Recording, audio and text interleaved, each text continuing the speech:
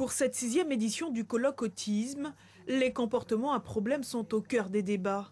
Des troubles qui peuvent avoir des conséquences sur la sécurité physique des personnes atteintes de TSA, les troubles du spectre de l'autisme. Il y a plusieurs ordres, il y a l'hétéroagressivité, les troubles alimentaires, les troubles du sommeil, il y a plein de choses qui rentrent dedans, mais ça se manifeste par des personnes TSA qui peuvent tout casser, tout bousculer, qui peuvent se griffer, s'automutiler, qui peuvent frapper les autres, qui peuvent s'arracher les cheveux, enfin tout ce type de comportement qui pose problème.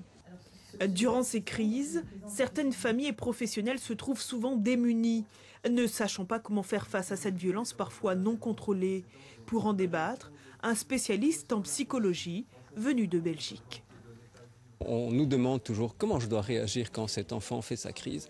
Et puis ce qu'on essaie d'amener comme réflexion, c'est que finalement, c'est une question un peu subsidiaire.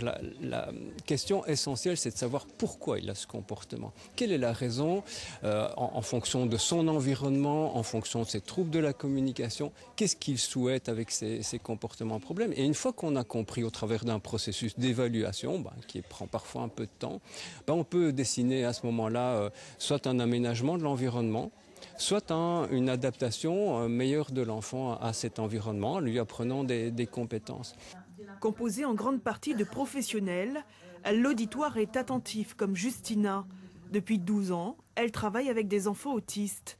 Ce colloque est une source d'information importante. Ce colloque nous apporte un plus parce que souvent on fait des formations presque chaque année et ces formations nous apportent plus de choses à connaître parce que chaque fois on découvre des choses sur les autistes. Ce colloque va nous permettre encore d'aller un petit peu plus loin pour pouvoir mieux travailler avec les enfants. Demain, les échanges porteront sur les troubles des comportements des adultes autistes, avec notamment des témoignages, un colloque ouvert au public.